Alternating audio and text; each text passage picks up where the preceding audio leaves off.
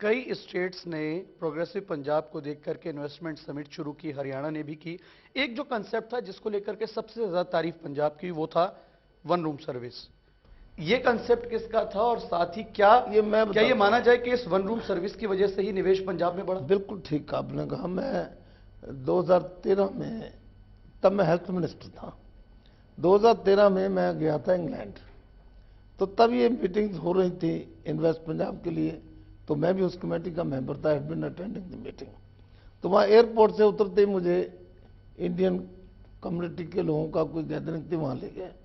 तो वहाँ dinner meet थी, तो वहाँ पर मैंने उनको कहा भी आप आइए पंजाब में इन्वेस्ट करिए, तो आप एनआरआईज को हम फैसिलिटीज देंगे, ये देंगे वो देंगे। तो एक ओल्ड मैन वहाँ, सिख जेंटलमैन, वो कहता साहब वहाँ क्या करें आके, कोई पूछता नहीं, एक एक महीना हमारी अर्जी नहीं कोई देखता, ये नहीं करता। बोले उसने जो उसका गुबार था वो सारा निकाल दिया। मैं कहा सरदार जी जो आपने कहा है ना, मैं हरफ हरफ, मुझे इतना विश्वास है कि मैं बादल साहब के सामने आपकी इसी भाषा में रख दूंगा कि हमारे बारे में ये सोचते हैं लोग वहाँ, तो इसको हम कैसे ठीक करें। और मैं आपको ये विश्वास दिलाता हूँ कि हम वहाँ आपको अब एक एक दफ्तर में घूमने नहीं देंगे। आपको ऐसा प्रावधान हम करेंगे कि आप एप्लीकेशन डालो, एक ही ऑफिस उसको डील करेगा। ये आपकी बात को लेकर के मैं ये प्रस्ताव बादल साहब के सामने रखूंगा और इसको मंजूर कराऊंगा। तो वहाँ मैं अभी टूर कर ही रहा था, सितंबर का महीना था, तो यहाँ हमारे पूरी सफल हो गए पोर्टफोलियो। तो जब मेरा एक दिन वहाँ उन्होंने स्वागत रखा हुआ था, तो ज्यूल ऑफ दी डे के नाम से मुझे को सम्मानित करना था।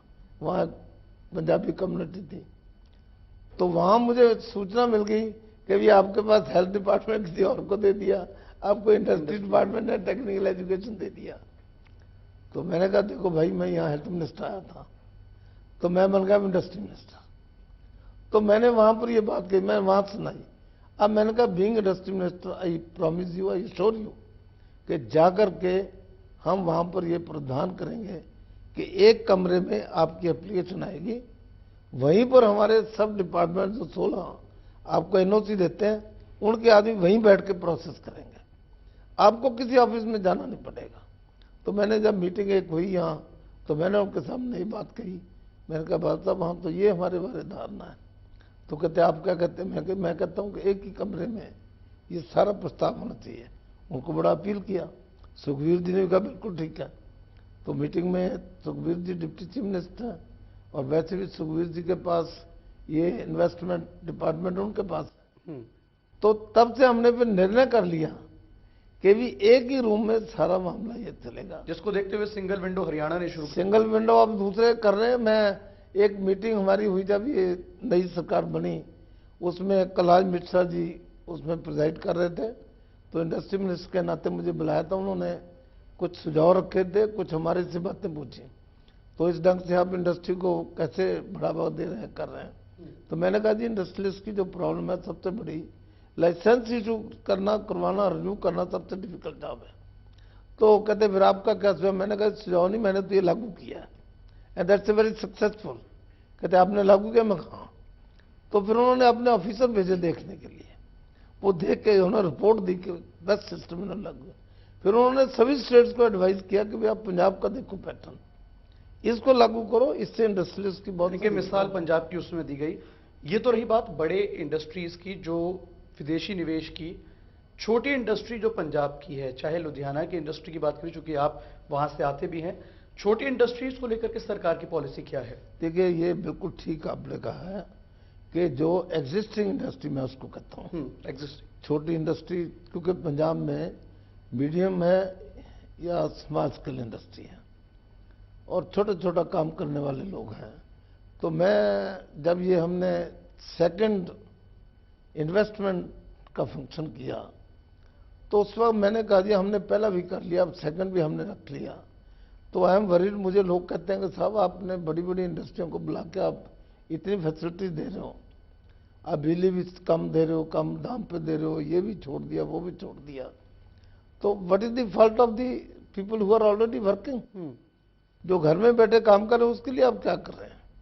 तो मुझे बड़ा I was very much pained, और मुझे लगा कि ये तो सर्वाइव नहीं कर सकेंगे, तो आई टुक अप देयर काज।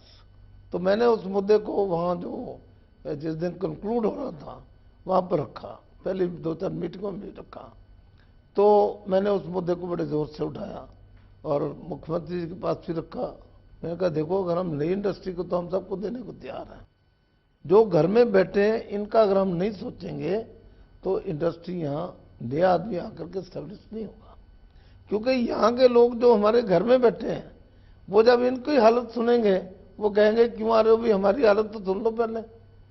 मैंने कहा ये इनकी बात सुन करके कोई ना इन्वेस्ट नहीं करेगा। जो घर में हमारे बैठे हैं अगर वो सेटिस्फाई नहीं है, नया आदमी आकर के सेटिस्फाई। तो मुख्यमंत्री ने कहा बिल्कुल आपकी बात ठीक है। उप मुख्यमंत्री माने, बाकी भी सारी मीटिंग में माई वर्ड्स वर कैरेक्ट। तो हमने 2-3 मीटिंगें करके जितने भी एग्जिस्टिंग इंडस्ट्रियलिस्ट हैं, लार्ज स्केल वाले भी, स्मॉल स्केल वाले भी, मीडियम स्केल वाले, तीनों की हमने मीटिंगें करके उनसे सारा डाटा लिया, उनसे सजेशन ली, उनकी डिमांड ली, और उनको लेकर के फिर हमने एक पूरी पेपर बुक और उसके बारे में फिर उनके साथ मीटिंग की। बताइए इसमें क्या आप सजेशन देते हैं। 2-3 मीटिंगें करके now we have come to the conclusion कि उनको कुछ देना चाहिए।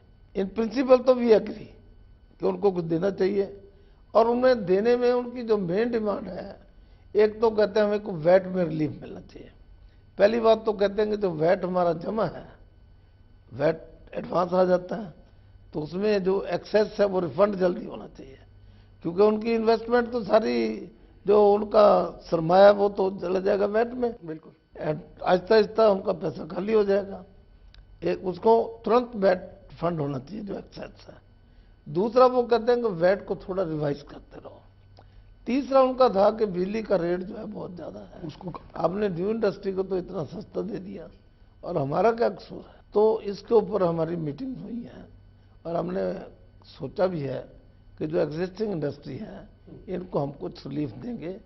सिर्फ उसके बारे में मीटिंग होकर के कभी कोई आ जाती मीटिंग, कभी कुछ हो जाता है, 1-2 बार मीटिंग रखी, हम उसको फाइनल नहीं कर सके। But as far as I know and still I am the industry minister, I am very keen के मैं बतौर इंडस्ट्री मिनिस्टर जो एग्जिस्टिंग इंडस्ट्री है उसको रिलीफ दिलवा करके ही मैं समझूंगा, यानी कि राहत मिलेगी उन व्यापारियों को। नहीं राहत नहीं, मैं समझूंगा कि मैंने रियली इंडस्ट्री मिनिस्टर के नाते एग्जिस्टिंग इंडस्ट्री की रियल सेवा की है। टेक्निकल एजुकेशन की अगर मैं बात करूं, पंजाब के युवाओं को कहीं ना कहीं लगता है कि टेक्निकल एजुकेशन के मामले में पिछड़े हुए हैं, ऐसा उनको लगता है, या शायद उनको भ्रमित किया जा रहा है इस मामले को लेकर। तो टेक्निकल एजुकेशन को लेकर पंजाब गवर्नमेंट की क्या पॉलिसी है टेक्निकल एजुकेशन को बढ़ावा देने के लिए, और साथ ही कहीं ना कहीं आपको ये लगता है कि नौजवानों को टेक्निकल एजुकेशन के लिए अवेयर करने की जरूरत है? ऐसा है कि टेक्निकल एजुकेशन में एक पंजाब में एक कमी है।